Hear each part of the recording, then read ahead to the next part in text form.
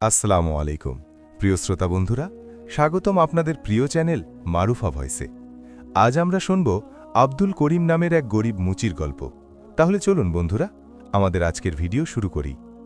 এটি শত শত বছর আগের পুরনো গল্প, যখন বাগদাদ শহরের একটি ছোট পাড়ায়, যেখানে শান্তি ও সরলতা ছিল, আব্দুল করিম নামের এক গরিব মুচি বাস করত। সে প্রতিদিন কঠোর পরিশ্রম করত, কিন্তু তার মনে একটি বড় দুঃখ ছিল। তার এবং তার স্ত্রী জয়নবের কোল শূন্য ছিল। তাদের সমস্ত সম্পদ ছিল শুধুমাত্র তাদের ঈমান এবং তাদের ঠোঁটে আল্লাহর স্মরণ। আব্দুল করিম একজন নেক এবং পরেজগার মানুষ ছিলেন। তার মন সবসময় মসজিদে পড়ে থাকত। সে দিন রাত দুই হাত তুলে অত্যন্ত বিনয়ের সাথে আল্লাহর কাছে একটি নেক সন্তানের জন্য দোয়া করত। তাদের ঘরের প্রতিটি কোণ, তাদের ঠোঁটের প্রতিটি নড়াচড়া এবং তাদের প্রতিটি পদধ্বনি কেবল একটি আকুতি করত, হে আল্লাহ, আমাদের একটি চোখের আলো দান করো। জয়নব ধৈর্য ও কৃতজ্ঞতার এক উজ্জ্বল দৃষ্টান্ত ছিল। সে কখনোই অভিযোগ করত না, বরং সে সবসময় তার স্বামীর সাহস বাড়াত। আল্লাহর সিদ্ধান্তেই প্রজ্ঞা রয়েছে। সে প্রায়ই বলত, আমাদের দোয়া বিফলে যাবে না, কেবল ধৈর্যের আঁচল ধরে রাখো। তাদের উভয়ের এই ইবাদত ও দোয়া বছরের পর বছর ধরে চলতে থাকল, এবং তাদের আশার প্রদীপ কখনোই নিভে যায়নি। এভাবেই অনেক বছর কেটে গেল, এবং তারপর একদিন আল্লাহ তাদের ডাক শুনলেন। জয়নবের ঘরে এক ছেলের জন্ম হল। এটি তাদের জন্য পৃথিবীর সবচেয়ে বড় আনন্দ ছিল। এমন এক অলৌকিক ঘটনা যা তাদের ছোট্ট ঘরটিকে জান্নাতের টুকরো বানিয়ে দিল। এবার গল্পে এগিয়ে যাওয়ার আগে আপনাদের কাছে একটি ছোট্ট অনুরোধ আছে। যদি আপনাদের আমাদের এই গল্পগুলো ভালো লাগে, তবে আমাদের এই চ্যানেলটি অবশ্যই সাবস্ক্রাইব করবেন। তারা তাৎক্ষণিকভাবে আল্লাহর শুকরিয়া আদায় করল এবং তাদের ছেলের নাম রাখল ফারুক, যার অর্থ হল সত্য এবং মিথ্যার মধ্যে পার্থক্যকারী। ফারুকের আসার পর বাবা মায়ের জীবনের উদ্দেশ্য বদলে গেল। এখন তাদের প্রতিটি দোয়া, প্রতিটি নামাজ এবং প্রতিটি সেজদা শুধুমাত্র তাদের ছেলের জন্যই হতো। দুজনে মিলে দিন রাত আল্লাহর কাছে ফারুকের জন্য দোয়া করত যে, হে আল্লাহ, আমাদের ছেলেকে নেক বানিও, একে ঈমান ও উত্তম চরিত্রের সম্পদে ধন্য করো এবং একে দুনিয়া ও আখিরাতে সফল করো। ফারুকের প্রতি আব্দুল করিম এবং জয়নবের ভালোবাসা ছিল অসীম। তারা তাকে শুধুমাত্র আদর যত্নই করত না, বরং তাকে দিন এবং দুনিয়ার ভালো ভালো কথাও শেখাত। দারিদ্র্য সত্ত্বেও তারা কখনোই ফারুকের সঠিক লালনপালনে কোনো ত্রুটি রাখেনি। ছেলের হাসি তাদের জন্য পৃথিবীর সবচেয়ে মূল্যবান বস্তু ছিল। এভাবেই কিছুটা সময় পার হতে থাকল, এবং দেখতে দেখতে ফারুক বড় হতে লাগল। তার চোখ উজ্জ্বল ছিল, এবং তার চেহারায় সরলতা ও বুদ্ধিমত্তা একসঙ্গে ফুটে উঠত। এটি তার বাবা মায়ের দোয়ারই প্রভাব ছিল যে সে ছোটবেলা থেকেই অত্যন্ত বুদ্ধিমান এবং ভদ্র ছিল। সে তার বাবার সাথে কাজে সাহায্য করত এবং তার মায়ের প্রতিটি কথা শুনত। কিন্তু আনন্দের এই দিনগুলোতে কারো নজর লেগে গেল। ফারুকের যৌবনের দোরগোড়ায় পা রাখতেই আব্দুল করিমের শরীর খারাপ হতে লাগল। তার পুরনো কাশি এবং দুর্বলতা এখন এক বড় রোগের আকার ধারণ করেছিল। দারিদ্র্যের কারণে সে ভালো চিকিৎসাও করাতে পারল না। তবুও তার চেহারায় ধৈর্য ও প্রশান্তি থাকত। এক সন্ধ্যায় যখন সূর্য ডুবছিল এবং ঘরে হালকা আলো ছিল, আব্দুল করিম ফারুককে নিজের কাছে ডাকল। সে ছেলের মাথায় আদর করে হাত বুলিয়ে দিল এবং এক গম্ভীর ও প্রভাবপূর্ণ কণ্ঠে তার সাথে কথা বলতে শুরু করল। তার চোখ সেই সময়েও ভালোবাসা ও উপদেশে পূর্ণ ছিল, কারণ সে জানত যে এটি হয়তো শেষ দেখা হতে পারে। আব্দুল করিম ফারুককে জীবনের সবচেয়ে জরুরি উপদেশ দিল।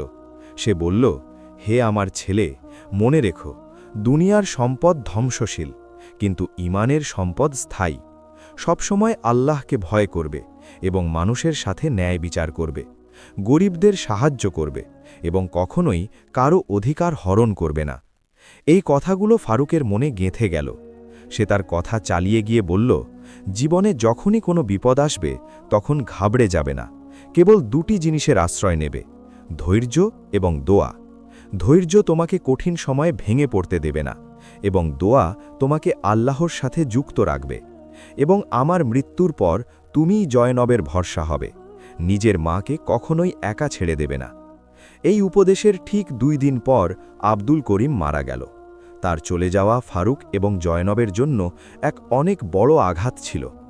ঘরের দোয়া ও পুণ্যের প্রদীপ হয়তো নিভে গিয়েছিল, কিন্তু আব্দুল করিমের দেওয়া উপদেশগুলো তার ছেলের জন্য এক দৃষ্টান্ত হয়ে রইল। বাবার বিচ্ছেদের কষ্টে ফারুক কয়েকদিন পর্যন্ত অত্যন্ত বিষণ্ণ এবং চুপচাপ রইল। আব্দুল করিমের মৃত্যুর পর সেই ছোট্ট ঘরের পরিবেশ পুরোপুরি বদলে গিয়েছিল। চারদিকে নীরবতা এবং শোকের ছায়া ছিল। ফারুক, যে এখন কেবল যৌবনের দোরগোড়ায় ছিল, নিজের বাবার মৃত্যুতে ভেঙে পড়েছিল। সে প্রায়ই বাগদাবের নির্জন রাস্তায় কিংবা দজলা নদীর তীরে বসে নিজের বাবার উপদেশগুলো স্মরণ করত এবং অশ্রু বিসর্জন দিত। তার হাসি এবং আনন্দ কোথাও হারিয়ে গিয়েছিল। ফারুকের মনে কষ্টের বোঝা এতটাই ভারী ছিল যে সে নিজের কাজকর্মের দিকেও মন দিতে পারত না। সে চেষ্টা করত, কিন্তু যখনই মুচির সরঞ্জামগুলো হাতে তুলে নিত, তার নিজের বাবার স্নেহ মনে পড়ে যেত এবং তার চোখ জলে ভরে উঠত। জয়নব নিজের স্বামীকে হারিয়েছিল, কিন্তু ছেলেকে এভাবে শোকে ডুবে থাকতে দেখে তার মন আরও বেশি দুঃখিত হতো।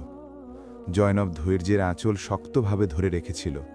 সে জানত যে এই কঠিন সময়ে ফারুককে সামলানোর মতো কেবল সেই আছে।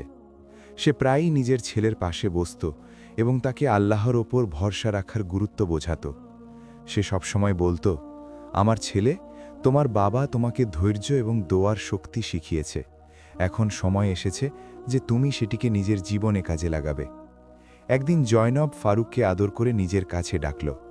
সে বলল, তোমার বাবা আমাদের জন্য অনেক পুণ্য এবং উত্তম দোয়া রেখে গেছেন, কিন্তু আমরা যদি নিজেদের দুর্বল করে নিই তবে তোমার বাবার আত্মাও কষ্ট পাবে। তিনি আমাদের সবসময় হাসি খুশি দেখতে চাইতেন। মায়ের এই কথা ফারুকের হৃদয় ছুঁয়ে গেল। জয়নব তাকে সান্ত্বনা দিয়ে বলল যে জীবন হলো একটি পরীক্ষা এবং আল্লাহ যাকে বেশি ভালোবাসেন তাকে বেশি পরীক্ষা করেন। ওঠো আমার ছেলে, তোমাকে তোমার বাবার কাজকে সামনে এগিয়ে নিয়ে যেতে হবে এবং তার দোয়াগুলোকে বিফলে যেতে দেওয়া যাবে না। প্রতিদিন নামাজ পড়ো এবং নিজের বাবার জন্য মাগফিরাতের দোয়া করো। দোয়ার মধ্যে অনেক শক্তি থাকে। মায়ের এই মিষ্টি কথাগুলো এবং উপদেশের কারণে ফারুক কিছু ভরসা পেল। সে ধীরে ধীরে নিজের মনের কষ্টকে ধৈর্য এবং দোয়ার চাদরে ঢাকতে শুরু করল। সে বাজারে যেত, কাজ করত এবং পরিশ্রম করে নিজের ও মায়ের জীবিকা উপার্জন করত। কিন্তু বাড়ি ফিরলে তার বাবার শূন্যতা সবসময় অনুভব হতো। ফারুকের একাকিত্ব এবং কষ্ট তার চেহারায় স্পষ্টভাবে দেখা যেত। যদিও সে নিজের কাজে মন বসাতে শুরু করেছিল, তবে বাড়ি ফিরে সে কোনো আনন্দ পেত না। তার মা জয়নব এই বিষয়টি অনুভব করছিল যে তাদের এমন কাউকে প্রয়োজন যে তার মনকে ভালো রাখবে এবং তাকে এই শোকের পরিবেশ থেকে বের করে আনবে। জয়নব অনেক রাত ধরে এই বিষয়ে ভেবেছিল। সে সবসময় ফারুকের আনন্দ চাইত। সে সিদ্ধান্ত নিল যে হয়তো সময় চলে এসেছে ফারুকের বিয়ে দিয়ে দেওয়ার। তার ধারণা ছিল যে যখন পুত্রবধূ ঘরে আসবে তখন ঘরের আলো ফিরে আসবে এবং ফারুকের স্ত্রী তাকে সমর্থন যোগাবে। মা ভাবল যে একজন ভালো, নেক এবং ভালোবাসা দেওয়া স্ত্রী ফারুকের কষ্টকে হালকা করতে পারবে। একটি নতুন দায়িত্ব, নতুন ভালোবাসা এবং ঘরে একটি নতুন মুখের আগমন নিশ্চিতভাবেই ফারুককে সামনে এগিয়ে যেতে সাহায্য করবে। জয়নবের আশা ছিল যে এই পদক্ষেপ তার ছেলের জীবনকে এক নতুন দিক নির্দেশনা দেবে। জয়নব ফারুকের সাথে এই বিষয়ে কথা বলল। প্রথমে তো ফারুক মন খারাপ করে রইল, কিন্তু যখন মা তাকে তার বাবার উপদেশগুলো স্মরণ করিয়ে দিল যে জীবনকে সামনে এগিয়ে নেওয়া জরুরি, তখন সে রাজি হয়ে গেল। মা হাসি মুখে বাগদাদ শহরে একটি ভালো পরিবারের খোঁজ শুরু করে দিল। জয়নব তার এক পরিচিত, যে কিনা আত্মীয়ও ছিল, তার মেয়ের সাথে ফারুকের বিয়ে ঠিক করে দিল। সেই মেয়েটির নাম ছিল নাগমা। নাগমার মনে হল যে নাগমা তার নিজের বাড়ির একমাত্র মেয়ে, তাই সে স্নেহশীলা এবং যত্নশীল হবে। তারা সাদামাটাভাবে ফারুক এবং নাগমার বিয়ে দিয়ে দিল। নাগমা এক নতুন রং নিয়ে ফারুকের ঘরে এলো, কিন্তু জয়নবের আশার বিপরীতে নাগমা অত্যন্ত অকৃতজ্ঞ এবং নিজের ছোট্ট দুনিয়াতে বসবাসকারী বের হল। তার দারিদ্র্য এবং সরলতা পছন্দ ছিল না। তার আগমন ফারুকের জন্য স্বস্তির পরিবর্তে এক নতুন পরীক্ষা হয়ে দাঁড়াল। ফারুক এখন বাবার শোক এবং নতুন জীবনের মানসিক চাপের মাঝে পিষ্ট হচ্ছিল। ফারুক এবং নাগমার বিয়ের পর জয়নব ভেবেছিল যে তাদের ঘর আবার আনন্দে ভরে উঠবে, কিন্তু নাগমার আশায় ঘরের পরিবেশ আরও ভারী হয়ে গেল। নাগমা দারিদ্র্য এবং সাদামাটা জীবনকে কখনোই মেনে নেয়নি। সে প্রায়ই তার পুরনো বান্ধবীদের এবং তাদের স্বামীদের ধন সম্পদ ও জাঁকজমকের কথা বলত, যার কারণে ফারুক অত্যন্ত লজ্জিত হতো। নাগমার সবসময় এই বিষয়ে অভিযোগ থাকত যে তার স্বামী ফারুকের আয় অত্যন্ত কম এবং তারা কেন বাগদাদের বড় মহাজনদের মতো বিলাসবহুল জীবনযাপন করতে পারে না। সে ভুলে গিয়েছিল যে সম্পত্তির চেয়ে বেশি গুরুত্ব ঈমান এবং সৎ উদ্দেশ্যের হয়, যা ফারুকের বাবা তাকে উত্তরাধিকার সূত্রে দিয়েছিল। সে প্রায়ই তার শাশুড়ি জয়নবকেও কটূক্তি করত। এটি কেমন ঘর, সে বলত, যেখানে খাওয়ার জন্য কেবল সাধারণ রুটি আর পান করার জন্য কেবল পানি রয়েছে। আমার বাবার বাড়িতে এর চেয়ে অনেক বেশি সুযোগ সুবিধা ছিল। তার অকৃতজ্ঞতা এবং খারাপ আচরণে জয়নবের মন খুব কষ্ট পেত, কিন্তু সে তার ধৈর্যকে নষ্ট হতে দিত না। ফারুকের জন্য এই সময়টা অত্যন্ত কঠিন ছিল। একদিকে নিজের বাবার শোক ছিল এবং অন্যদিকে স্ত্রীর প্রতিদিনের কটূক্তি আর ঝগড়া। সে পরিশ্রম করে কাজ করত, কিন্তু নাগমা সব সময় আরও বেশির দাবি করত। ফারুকের চোখে প্রায়ই অসহায়ত্ব এবং বিষণ্ণতা স্পষ্টভাবে ফুটে উঠত। একদিন নাগমা সীমা ছাড়িয়ে গেল। সে ফারুককে বলল, যদি তুমি আমার জন্য সোনার গয়না আনতে না পারো তবে তোমার উপার্জনের কী লাভ? আমি এই দারিদ্র্যের জীবনে অতিষ্ঠ হয়ে গেছি। আমার বাবা ভুল করেছে যে তোমাকে এত ভালো এবং গরিব ভেবেছে। ফারুকের মন ভেঙে গেল। সে সাথে সাথে তার মায়ের কাছে গেল এবং তাকে কাঁদতে কাঁদতে সব কথা বলল। সে বলল, আম্মা, নাগমা আমার জীবনে শান্তি আনার পরিবর্তে আমার কষ্টকে আরও বাড়িয়ে দিচ্ছে। আমি কি করব? আমার মনে হচ্ছে যে আমি আমার জীবনের পরীক্ষায় হেরে যাচ্ছি। জয়নব তার ছেলেকে বুকে জড়িয়ে ধরল এবং বলল, আমার আদরের ছেলে, নিজের বাবার উপদেশ স্মরণ করো। নাগমা অকৃতজ্ঞ ঠিকই, কিন্তু সে তোমার স্ত্রী। আল্লাহের প্রতিদান তোমাকে ধৈর্যের বিনিময়ে দেবেন। তুমি রাগ করো না, বরং তার জন্য হেদায়তের দোয়া করো। মনে রেখো ছেলে। মা বোঝাতে বোঝাতে বলল, মানুষের পরীক্ষা শুধু দারিদ্র্যেই হয় না, কখনো কখনো কঠিন সম্পর্ক এবং খারাপ সঙ্গও এক বড় পরীক্ষা হয়ে থাকে। তুমি তোমার কাজের সততা বজায় রাখো এবং প্রতি নামাজের পর আল্লাহর কাছে নাগমার সংশোধনের জন্য দোয়া চাও। ফারুক মায়ের উপদেশ মেনে চলার সিদ্ধান্ত নিল। সে নাগমার কথাগুলোকে এড়িয়ে চলতে শুরু করল এবং নিজের সমস্ত মনোযোগ নিজের পরিশ্রম এবং আল্লাহর ইবাদতে লাগিয়ে দিল। সে বাগদাদের বাজারে আরও বেশি সময় দিতে লাগল, যাতে সে নাগমার কিছু প্রয়োজন পূরণ করতে পারে। ফারুক এটাও অনুভব করল যে যখন সে নাগমাকে মুখে জবাব দিত তখন ঝগড়া বেড়ে যেত। এখন সে নিজের কথা বলার পরিবর্তে চুপ থাকতে শিখে নিল। যখনই নাগমা তাকে কটূক্তি করত, সে মনে মনে ইয়া সাবুর অর্থাৎ হে ধৈর্য দানকারী উচ্চারণ করত এবং আল্লাহর কাছে নিজের জন্য সাহস প্রার্থনা করত। জয়নব প্রতি রাতে জেগে নিজের ছেলে এবং পুত্রবধূ উভয়ের জন্য দোয়া করত। সে নাগমার জন্য বিশেষভাবে দোয়া করত যেন আল্লাহ তার মন থেকে অকৃতজ্ঞতা দূর করে দেন এবং তাকে কৃতজ্ঞতার সম্পদে ভূষিত করেন। তার দোয়াগুলো নিঃশব্দে আকাশের দিকে চলে যেত, যা শুধুমাত্র আল্লাহই শুনছিলেন। এই কষ্ট ও চিন্তার মাঝেই সময় পেরিয়ে যেতে থাকল। একদিন নাগমা ফারুকের কাছে একটি বড় এবং দামি আংটি আনার জেদ ধরল। সে হুমকি দিল যে ফারুক যদি এমনটি না করে তবে সে নিজের বাবার বাড়ি ফিরে যাবে। ফারুক তার ওপর রাগ করল না, কিন্তু তার মন এখন আরও বেশি চিন্তিত হয়ে পড়েছিল।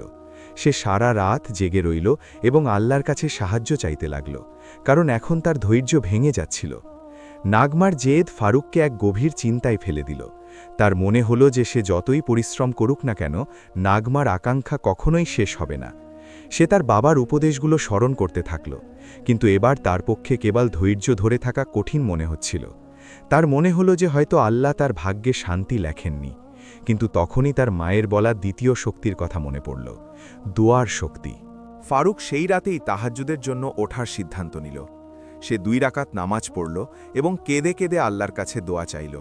হে আল্লাহ, আমি তোমার ইচ্ছায় রাজি আছি, কিন্তু এই পরীক্ষা আমাকে দুর্বল করে দিয়েছে।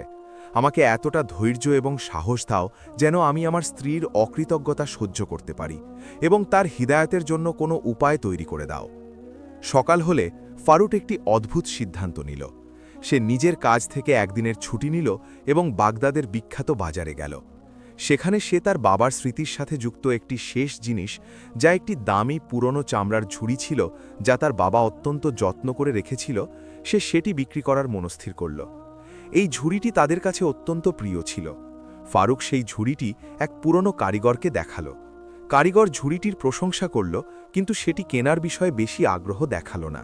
ফারুক মন খারাপ করে সামনের দিকে এগিয়ে গেল, কিন্তু তখনই তার নজর বাজারের ঠিক মাঝখানে বসে থাকা এক অদ্ভুত ও গরিব মানুষের ওপর পড়ল, যে অনেক বৃদ্ধ ছিল, কিন্তু তার চোখ খুব তীক্ষ্ণ ছিল। সেই বৃদ্ধ মানুষটিকে কোনো সাধারণ ক্রেতা বলে মনে হচ্ছিল না। ফারুক সাহস করে তার কাছে গেল এবং সেই পুরনো ঝুড়িটি তাকে দেখালো। বৃদ্ধ মানুষটি ঝুড়িটিকে খুব মনোযোগ দিয়ে দেখল, তারপর হাসল এবং ফারুককে জিজ্ঞেস করল, তুমি এই জিনিসটি কেন বিক্রি করতে চাইছ, যা তোমার বাবার স্মৃতিচিহ্ন? ফারুক মনের সব কথা তাকে খুলে বলল, বিশেষভাবে নাগমার জেদের বিষয়ে। বৃদ্ধ মানুষটি ফারুকের সব কথা খুব মনোযোগ দিয়ে শুনল। সে ঝুড়িটি ফেরত দিয়ে বলল, আমি তোমাকে এই ঝুড়ির বদলে টাকা দেব না, কিন্তু আমি তোমাকে একটি জিনিস দেব। এটি দোয়ার পাথর। এটি কোনো বিপদ দূর করার জন্য নয়, বরং এটি তোমাকে তোমার দোয়ার শক্তির কথা সব সময় স্মরণ করিয়ে দেবে। ফারুক অবাক ছিল। সে বৃদ্ধকে জিজ্ঞেস করল যে এই পাথরের কি কাজ। বৃদ্ধ উত্তর দিল, যখনই তোমার স্ত্রী কোনো জেদ করবে বা তোমাকে কষ্ট দেবে, তখন তুমি কেবল এই পাথরটিকে মুঠোয় নিয়ে মন থেকে নিজের বাবার জন্য দোয়া করবে এবং 3 বার বলবে, সবর এবং শকর। যদি তোমার দোয়া সত্যি হয়, তবে এই পাথর তোমাকে পথ দেখাবে। ফারুক বাধ্য হয়ে এবং আশার মাঝে সেই পাথরটি নিয়ে নিল এবং টাকা ছাড়াই খালি হাতে বাড়িতে ফিরে এলো। সে নাগমাকে কিছুই বলল না। নাগমা যখন দেখল যে ফারুক খালি হাতে এসেছে, তখন সে খুব রেগে গেল এবং তাকে বকাবকি করতে লাগল। সে নিজের আংটির জেদের কথা আবার উচ্চারণ করল এবং জোরে জোরে চিৎকার করতে লাগল। ফারুকের সেই বৃদ্ধের কথা মনে পড়ল। সে চুপিসারে সেই পাথরটি মুঠোয় নিল, চোখ বন্ধ করল এবং নিজের বাবার জন্য দোয়া করল যেন আল্লাহ তাকে ধৈর্য দেন। তারপর সে 3 বার বলল, সবর এবং শোকার, এবং নাগমার কথায় কোনো জবাব দিল না। পরদিন যখন ফারুক নিজের কাজে যাচ্ছিল, তখন বাজারে একটি ঘটনা ঘটল। বাগদাদের বিখ্যাত মহাজনের মানি ব্যাগ কোথাও পড়ে গিয়েছিল, যার মধ্যে সোনার দিনার ছিল। ফারুকের নজর সেই মানিব্যাগের ওপর পড়ল এবং সে সততার সাথে সেই মানিব্যাগটি মহাজনকে ফিরিয়ে দিল। মহাজন ফারুকের সততায় এতটাই খুশি হল যে সে ফারুককে পুরস্কার হিসেবে শুধুমাত্র দিনারই দিল না, বরং তাকে নিজের সাথে কাজ করার এক বড় সুযোগও দিল। এখন ফারুক এক ছোট্ট মুচির দোকানে বসার পরিবর্তে মহাজনের বড় কাজে সাহায্য করার সুযোগ পেল, যার কারণে তার আয় বহুগুণ বেড়ে গেল। যখন ফারুক বাড়ি ফিরল এবং সে তার মাকে এই কথা বলল, তখন জয়নব আনন্দে সাথে সাথে আল্লাহর শুকরিয়া আদায় করল। সে বলল, দেখলে আমার ছেলে, তোমার দোয়া কবুল হয়ে গেছে। এটি তোমার ধৈর্য এবং তোমার বাবার নেক দোয়ার ফলাফল। ফারুক এখন দোয়ার পাথর এবং বৃদ্ধ মানুষটির কথার উদ্দেশ্য বুঝতে পারছিল। ফারুকের আয় বাড়ায় এখন তাদের ঘরের আর্থিক অবস্থা ভালো হতে লাগল। সে নাগমার জন্য কিছু গয়না এবং কাপড়ও আনল, কিন্তু এখন নাগমার আচরণ অদ্ভুত হতে লাগল। তার টাকার আনন্দ তো ছিল, কিন্তু এখন সে ফারুকের নতুন কাজ এবং তার সময় দেওয়ার উপর প্রশ্ন তুলতে শুরু করেছিল। তার মনে হতে লাগল যে ফারুক হয়তো ধনী হওয়ার পর বদলে যাবে। ফারুক এখনও নাগমার প্রতিটি কথায় ধৈর্যের সাথে কাজ করত। সে জানত যে ধন সম্পদ আসার মাধ্যমে তার পরীক্ষা শেষ হয়ে যায়নি, বরং এখন তার স্ত্রীর অকৃতজ্ঞতার রূপ বদলে গেছে। নাগমা এখনও প্রতিটি ছোট কথায় তর্ক করত। কখনো মহাজনের বাড়ির কাজের বেশি প্রশংসা করত, তো কখনো ফারুকের পরিশ্রমকে ছোট করে দেখত। একদিন বাগদাদ শহরে এক বড় গুজব ছড়ালো যে মহাজন যার সাথে ফারুক কাজ করছিল সে এক বড় ঋণ নিয়েছিল এবং এখন সে দেউলিয়া হতে চলেছে। বাজারে এই খবর আগুনের মতো ছড়িয়ে পড়ল এবং মানুষ মহাজনের কাছে নিজেদের টাকা ফেরত চাইতে লাগল। ফারুকও এই কথায় চিন্তিত হয়ে পড়ল যে হয়তো তার নতুন চাকরিও চলে না যায়। নাগমা যখন এই খবর শুনল, তখন সে খুব জোরে ফারুকের উপর চিৎকার করে উঠল, আমি বলেছিলাম যে তোমার মতো গরিবের ধনসম্পদ হজম হবে না। তোমার দুর্ভাগ্য আমাকে আবারও দারিদ্র্যের দিকে ঠেলে দিল। তুমি সবসময় ব্যর্থই থেকে যাবে। নাগমার রাগের মাথায় ফারুককে অনেক খারাপ কথা বলল এবং নিজের বাবার বাড়ি যাওয়ার হুমকি দিল। ফারুক এবারও রাগের মাথায় জবাব দিল না। সে নিজের মুঠোয় সেই দোয়ার পাথরটি নিল যা বৃদ্ধ মানুষটি তাকে দিয়েছিল। সে চোখ বন্ধ করল এবং অত্যন্ত বিনয়ের সাথে নিজের বাবার উপদেশ স্মরণ করে আল্লাহর কাছে দোয়া চাইল, হে আল্লাহ, আমার কষ্ট নেই যে ধনসম্পদ চলে যাক, কষ্ট হলো এই যে নাগমার মনের অকৃতজ্ঞতা দূর হচ্ছে না। তাকে প্রকৃত সম্পদ অর্থাৎ সবর এবং শকর দান করো। ফারুক মায়ের দিকে তাকালো, যিনি শুধুমাত্র হাসি মুখে মাথা নিচু করে নিলেন। মা বলল, ধৈর্য ধরো আমার ছেলে, এবং দোয়া করা ছেড়ো না। এই পরীক্ষা টাকার নয়, নিয়তের। ফারুক সাহস করল এবং পরদিন মহাজনের কাছে গেল। সে দেখল যে মহাজন সত্যি অত্যন্ত চিন্তিত এবং হতাশ হয়ে বসেছিল। ফারুক মহাজনকে বলল, মালিক, আমি আপনার কাছ থেকে অনেক কিছু শিখেছি। আমি জানি যে আপনি সৎ। আমার বাবা আমাকে শিখিয়েছিল যে যদি কারো ওপর উপকার করো তবে শেষ সময় পর্যন্ত তার পাশে থেকো। ফারুক নিজের কাছে জমানো সব দিনার মহাজনকে দিয়ে দিল এবং বলল, এটি আপনার আমানত, এটি নিজের ঋণ শোধ করার কাজে লাগান। মহাজন ফারুকের এই সততা এবং ভালো কাজে এতটাই মুগ্ধ হল যে তার চোখে জল চলে এলো।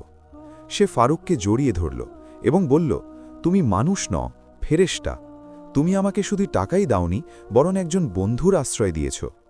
সে ফারুকের কাছে ওয়াদা করল যে সে এই বিশ্বস্ততা কখনোই ভুলবে না।